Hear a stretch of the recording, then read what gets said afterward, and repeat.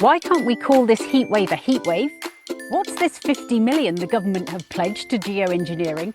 And why is it taking an age to get anywhere at the moment? And I'm not talking about the traffic. Hello and welcome to Square Raindrop. I'm Jo Wheeler. And I'm Steph Galter. I clearly like the sunshine because I'm outside. Yes, well, there's a very good reason why I'm not outside, and I'll come to that in a minute. But first off, Steffi, why isn't this a heat wave? Because this, Jo, is technically not a heatwave. To be a heatwave with the Met Office definition is very rigid. It's 3 days of over a certain amount. Now in the London area, it's 28 degrees, so you've got to have 3 days over 28 degrees. Elsewhere, there's slightly different temperature thresholds you need to get to, but it's 3 days. And because we're quite early on in the year, really, we're still in April, it's unlikely to get to the 28 degrees in London for 3 days that you might say if this was July or August. So April really should feel a little shortchanged because it's unlikely for it really to get to the heatwave definition. So this is just warm weather, Jo. I'll take your word for that. But looking at the weather over the next few days, Tuesday we're looking at a high of 25 to 26, and that's as far north as the Vale of York. So that could potentially fall into that category. Depends on today's and tomorrow's temperatures, of course. Wednesday, we're looking at 27.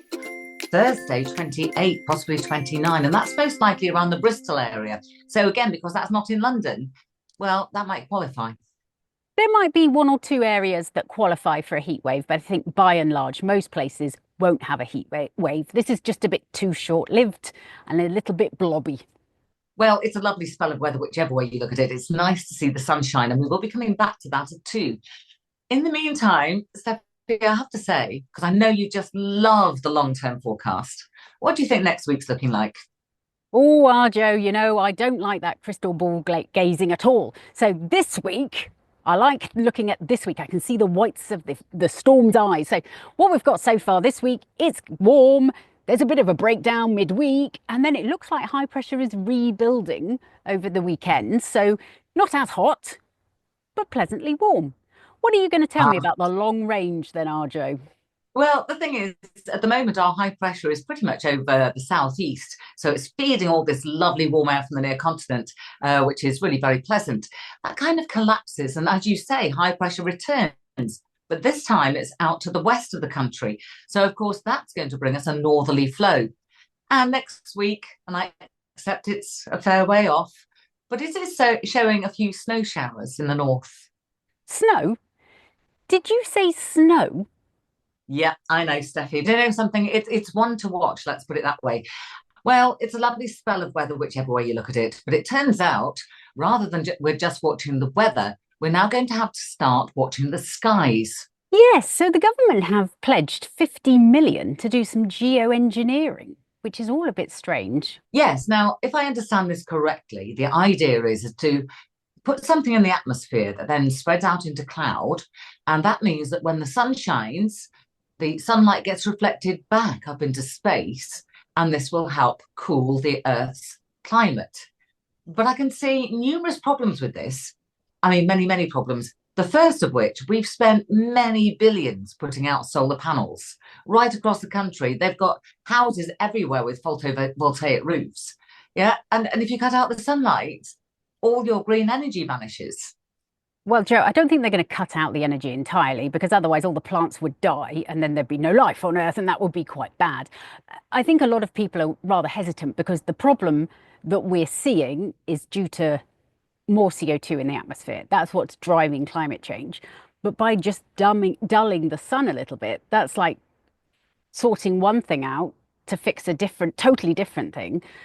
And what more problems are you going to cause by doing that? It's just the big unknown. Now, I do think at the moment there's a lot of work done in labs, which is interesting. But to put them in the real world, I think it's very different. They're going to start with tiny experiments, very small scale ones. But I just think once you start meddling, you know, where's it going to lead? To be fair, geoengineering has gone on for many, many years. I think it was first used in the Vietnam War, and there have been many different types of weather modification throughout. But when it comes to dulling the sun, why on earth the UK? It's not exactly as if we see all the sunshine. I can't answer why the UK. What I can answer is why it's been done elsewhere in the kind of weather modification kind of world. Like in the States, they use it quite a lot. They're quite open about it. In Dubai, they do. They're quite open. There's quite a few countries that do use it. It's used for increasing the amount of rain, sometimes stopping hail. It's also been used for clearing fog. I spoke to someone in the UK who was doing fog experiments in the field, and he had a machine that was a bit like a what are those? What do you call them? The facial things you can get in boots that have a little Davis. electric charge. No, they're a Oh, little yes. like ionizer. And he said Yeah. he flew his plane and he turned the ionizer on and saw what happened. Most of the time, not much. But sometimes there was a slight change in the amount of fog. So that's the kind of scale of experiments they're kind of doing at the moment. But once they start scaling up and dimming the sun, that does ring alarm bells. We actually looked into this a little time back. You spoke to somebody who was very helpful in saying that no, the government aren't doing this at all. And now, of course, we wonder whether, in fact, they are. And we will make it our endeavour to find out more about it. But also, what's very interesting is the fact that the UK is about to start these experiments, when America is busy banning them. There are some states that have now banned it, but I think there's a lot of confusion over the whole thing anyway. There's a lot of people online who are very vehement, and it's got slightly scary actually. So, contrails and chemtrails. Contrails happen when an aeroplane goes across the sky. You and I see them, everybody's seen them, we've always seen them. They are there. When humidity is high up there, that's what will happen. Some people are now saying that actually they're chemtrails and all aeroplanes are giving chemtrails, and so now we should ban them. So some states in the US have banned geomodification for that kind of reason.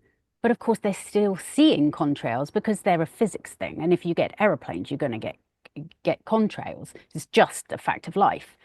So there's a big mismatch between what is actually happening and what people think are happening. And now on social media, they are printing the faces, the pictures, and the names of some of the people who head up some of the companies who they believe are doing geoengineering and saying these guys need to be held accountable. Now, I think that's very irresponsible because vigilante groups are, or we risk vigilante groups if we do something like that. That is silly.